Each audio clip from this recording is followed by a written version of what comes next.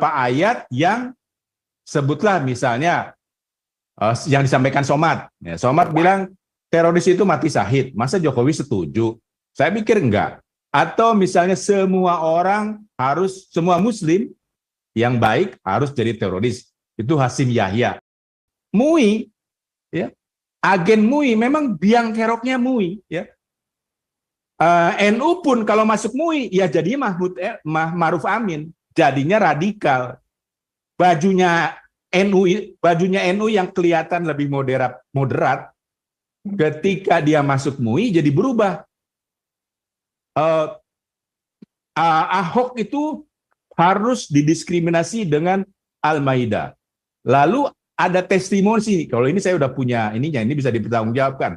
Saya ada kalimat langsung yang diucapkan oleh Habib Rizik bahwa dia mendapat pesan khusus. Ya, Habib Rizik itu menurut testimoni Habib Rizik ada pesan dari ketua MUI yang saat itu adalah Ma'ruf Amin.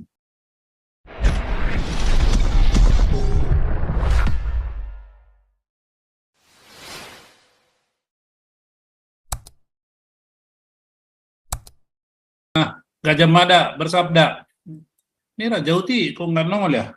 Gajah Mada, silakan Ya. Gajah Mada. Oke. Selamat datang Pak, selamat bergabung. Ya, selamat malam Pak. Pak. Ya, suara saya terdengar ya? Mantap Pak, mantap. Saudara ya, baik. Ya. Jadi oke lah, saya ngomong dari tahun 1934 lah. Jadi ini saya baru mendengar ya dari sebuah diskusi yang saya ikuti ya. Mohon dicek ya, tetapi sepertinya benar gitu. Jadi ada sensus beberapa kali di Indonesia dan yang pertama itu tahun 1934.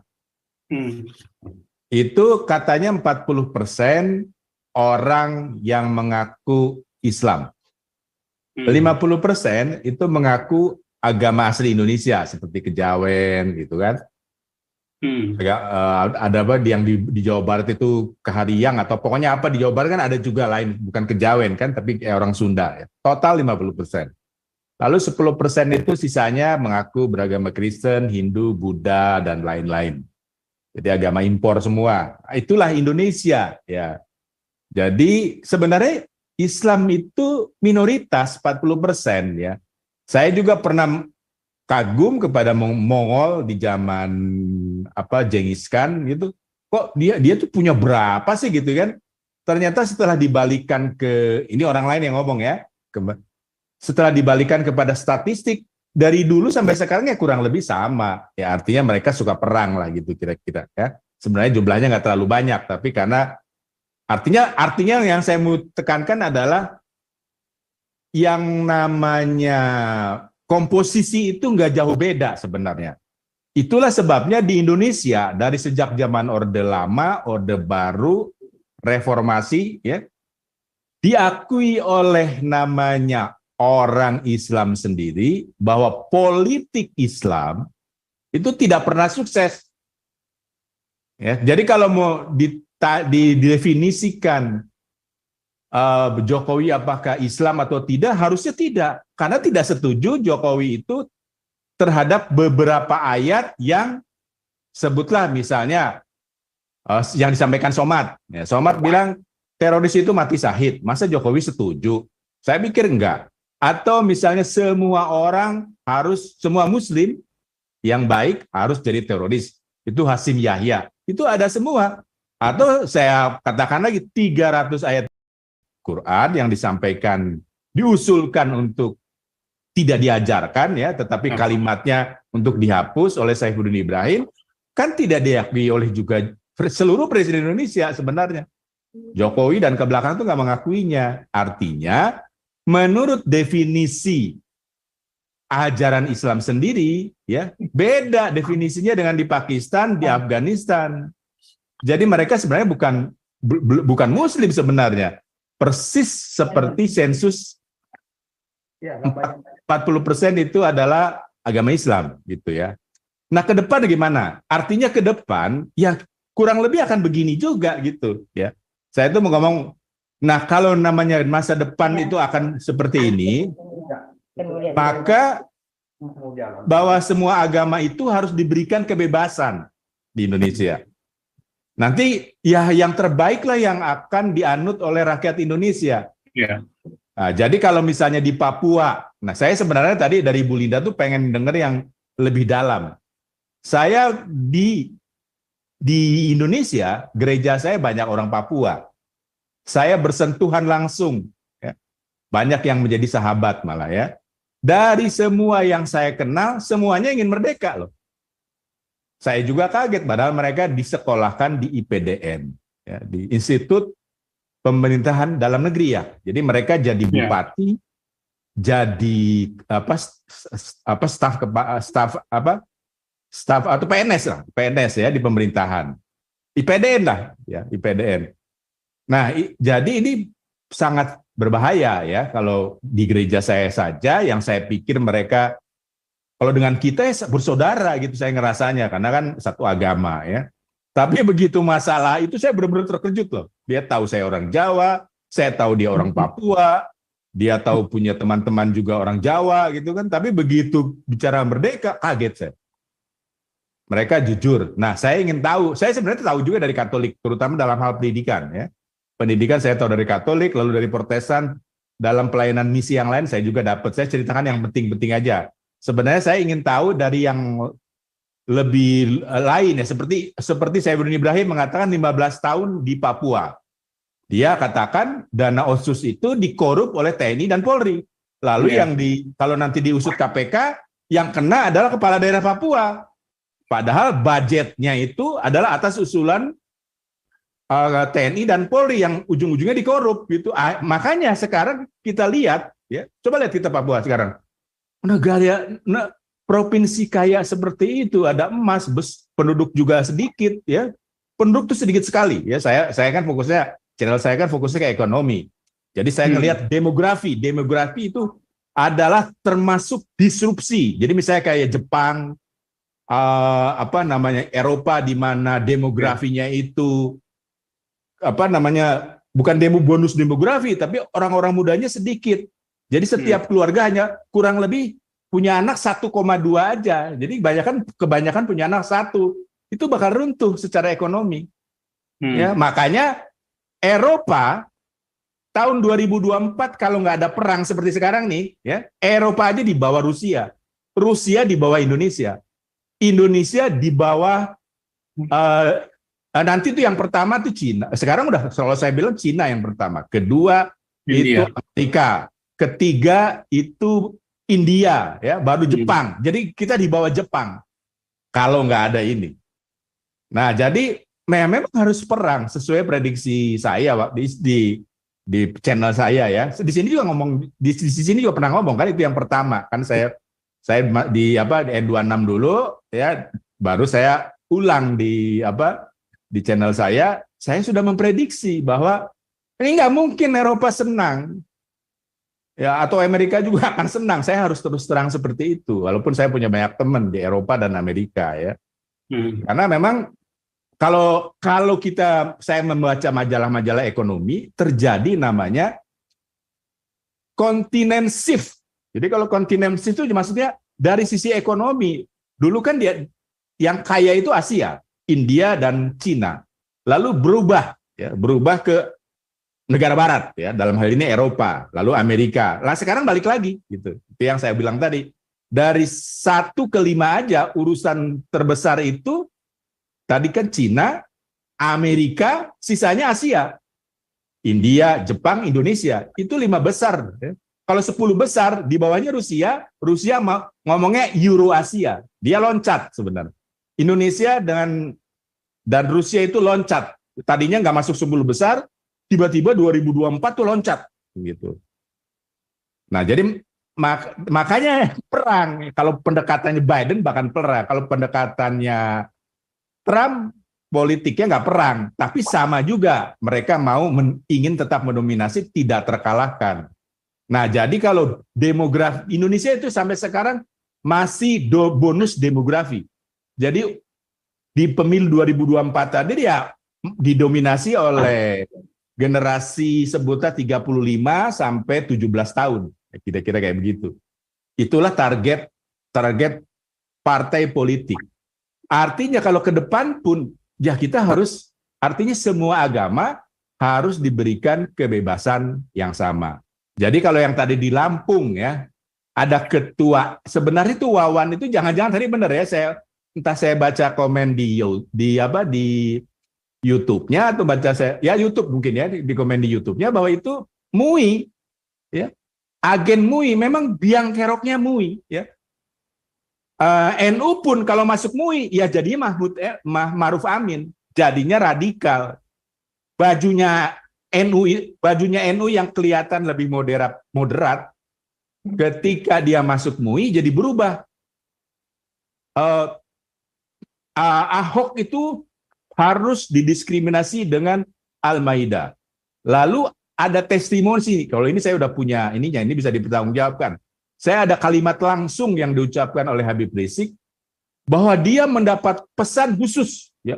Habib Rizik itu menurut testimoni Habib Rizik ada pesan dari ketua MUI yang saat itu adalah Ma'ruf Amin. Kasus Ahok itu dia dipanggil oleh ketua MUI. Habib Rizik, kamu harus mengawal kasus Ahok. Makanya dia bilang kan, Ahok itu harus kita habisi. Itu kalimatnya yang kita dengar. Tapi ada pesan khusus sebenarnya kepada Habib Rizik untuk memang mendiskriminasi atau Ahok itu memang harus digimanain supaya kalah lah gitu ibaratnya. Nah kayak begini kan, kalau pola itu yang dipakai oleh sistem politik di Indonesia bahaya, ya, bahaya. Karena tadi kan akhirnya dicurigai kan, yang namanya pembagian Papua itu seolah-olah sebenarnya ingin menguasai Papua jadinya, kecurigaan itu. Karena kita yang bukan orang Papua ya, saya apalagi orang Jawa, saya lebih suka Negara Kesatuan Republik Indonesia ya. Kok merasa susah mendirikan gereja ya, sampai ke Lampung itu, padahal bukan hanya Lampung, banyak juga kurang lebih pada waktu yang kurang lebih sama itu ada banyak. Itu hanya yang menonjol, hanya yang keluar sama di media itu yang Wawan itu ya. Di Lampung itu gereja Kemah Daud itu. Tapi sebenarnya banyak. Jadi kita merasa semua dari ujung Indonesia sampai ke seluruh pelosok Indonesia ya. Kok ada diskriminasi? Gereja saya diskriminasi. Malah sudah berdiri gedungnya ya. Nggak bisa dijadikan gereja gitu kan. Jadi kalau begini, jadi kalau ada pembagian Papua di provinsi menjadi 3, Jokowi merasa itu terlalu gede, jadi harus dibagi. Tapi jangan-jangan bukan karena terlalu gede, jangan-jangan ingin menguasai Papua, mengislamkan Papua, kan jadi curiganya kita begitu. Sama seperti yang tadi disampaikan kan, yang pakai jaket hitam tuh saya lupa namanya ya. Nah kalau begitu, ya saya mau ngasih tahu lewat channel itu nggak bisa Bapak Jokowi atau siapapun Presiden Indonesia, ya nggak bisa, harus diberikan kebebasan yang sama, mulai dari bukan hanya di Papua, di seluruh provinsi, supaya nanti KKB Papua, ya seperti teman saya itu bukan KKB, dia sekolah IPDN, kebetulan karena penugasannya di Jakarta, mungkin dapat beasiswa dari provinsinya.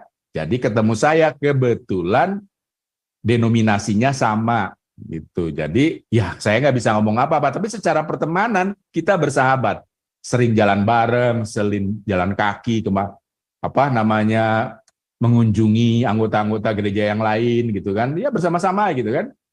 Nah kan kita bisa ngomong, tapi kalau kita juga merasakan diskriminasi itu di Jakarta, yang teman saya mungkin yang sekarang rakyat Indonesia yang ada di Lampung merasakan diskriminasi di Lampung, saya nggak bisa ngomong apa-apa sama orang Papua itu.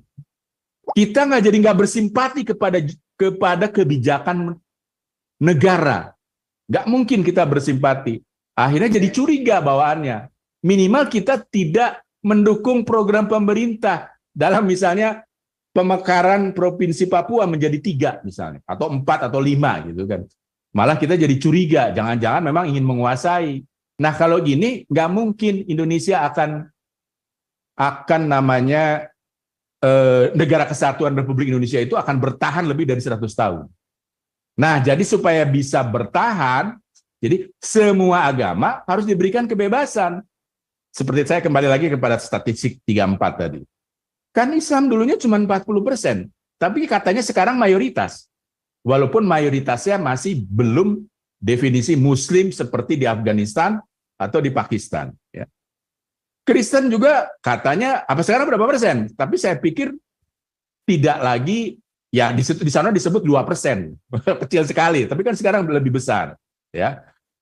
Artinya begini, semua agama harusnya diberikan kebebasan yang karena Indonesia dasarnya begitu, kan zaman Majapahit yang mayoritas Hindu dan Buddha. Ya, jadi masyarakat Indonesia itu sudah terbiasa untuk diberikan kebebasan, dan karena masyarakatnya toleran, ya, secara nature itu memang bawaan rakyat Indonesia adalah toleran, tidak bisa diajak radikal, ya biarlah mereka, maksudnya yang nanti menjadikan anggota umatnya, ya umat Kristen, umat Hindu, ya umat Hindu udah jelas di Bali, siapa yang nggak tahu Bali kalau bicara soal wisata, ya Bali hebatnya. Cina itu duitnya itu paling banyak keluar di wisata, orang yang paling doyan jalan-jalan ya orang Cina. Nah, dia jadi banyak menjual hasil pabrik, ya. Tapi kalau soal jalan-jalan, itu jagoannya dia. Nah, jadi Bali itu artinya Hindu Bali bagus di Indonesia ada kan, menjadi wisata budaya gitu kan. Tapi kalau didiskriminasi ya dengan namanya harus izin, itu seolah-olah orang Kristen membangun gereja harus izin umat Muslim, kan nggak benar. Ya, secara logika aja udah ngaco gitu. Seperti kalau saya di perusahaan misalnya, ya kalau namanya ada audit itu masa harus kita percaya yang dari internal? Ya, internal itu nggak bisa 100% dipercaya. Audit internal itu ada di dalam perusahaan, kalau yang besar itu selalu ada. Baru setelah itu ada audit eksternal. Setelah itu ada audit pajak. Ya. Nah, jadi ya memang harus begitu. Jadi di Indonesia ya memang sudah dari dulunya itu agama bisa ganti-ganti. Ya, siapa yang bagus biarlah. Contoh misalnya sebenarnya di Amerika itu tidak sampai 60% orang Kristen. Itu makanya di sana LGBT sekarang kan kritiknya Putin itu, kok LGBTQ gereja dipaksa untuk menikahkan sesama jenis. Wah, ini udah kurang ajar, kata Putin begitu. Udah terjadi penurunan, itu kritik Putin kepada Amerika. Tetapi kan menang mereka. Ya. Menteri transportasinya itu sebenarnya gay di Amerika. Sering banget pesawat delay, artinya dia nggak bisa kerja, tapi dipaksakan jadi menteri. Gitu. Nah, jadi ini saya nggak mau ngomong Amerika sebenarnya ya, saya ngomong Indonesia aja. Nah, jadi maksudnya Amerika saja ya tidak sampai 60% orang Kristen. Ini statistik dari saya lupa namanya, tapi dia independen, bukan dari pemerintah ya. Jadi di Eropa apalagi, Eropa paling parah. Ya, Pak Paul kan ada di Eropa. Coba statistik resminya berapa yang ngaku orang Kristen? Lebih rendah daripada Amerika. Nah, jadi itulah, tapi kan negaranya maju ya. Negaranya maju artinya benar gitu. Nah, Indonesia pun harus siap seperti itu. Semua agama harus diberikan kebebasan. Nanti yang terbaik membuat rakyatnya maju, berpikiran ke depan. Indonesia tuh hampir loh. Saya pikir ini generasi saya loh. Indonesia masuk 10 besar dan menjadi urutan kelima, paling banter meleset 5 tahun. Kalau perang nggak berlarut-larut. Saya menebak seperti itu. Nah, mudah-mudahan kita bisa menikmatinya bersama-sama ya, yang di Indonesia ya, dan tidak kena terdampak perang Asia Pasifik ya. Nah, saya harap seperti itu. Oleh sebab itu, untuk membuat Indonesia itu maju ya, salah satu dasarnya adalah semua agama di Indonesia harus diberikan kebebasan. Tapi kalau ada hidden agenda dari MUI, ya saya bilang MUI saja langsung tunjuk hidung. Ya. Artinya MUI kan bisa dibubarkan sebenarnya. Tidak perlu ada untuk menunjukkan untuk antipati ya dari antipati dari kafir ya terhadap kok ini MUI itu kan dapat duit ya. Perusahaan yang tempat dulu saya bekerja itu harus membayar kepada MUI ya, saya tahu lah kan teman-teman saya juga ya untuk sertifikasi ya. Bukan hanya sertifikasi ISO, sertifikasi security, dan banyak banget tuh sertifikasi standar internasional ya. Karena kan kita mau bersaing dengan produk internasional. Nah, makanya butuh sertifikasi. Ya, tapi kok ada sertifikasi MUI, kan nggak benar ini. Ya. Dan dia dapat dana dari situ. Dan kalau dicek, dan menurut pengakuan Saifuddin Ibrahim, yang membayar aparat ya untuk menangkap Muhammad KC yaitu MUI. Sekian miliar, dia sebut tuh 20 sekian miliar. Wah, jadi MUI itu menjadi organisasi ya yang berbahaya di Indonesia itu kalau menurut kafir. Dan bisa-bisa yang kafir di Indonesia yang sebenarnya 60% kalau dilihat dari sensus 1934 ya, yang Islam itu yang mengaku Islam aja cuma 40%, dan selama Indonesia ada pilpres dan pemilu ya memang yang politik Islam itu tidak pernah berhasil. Itu diakui oleh umat Muslim ya. Terbukti ya memang zamannya Orba,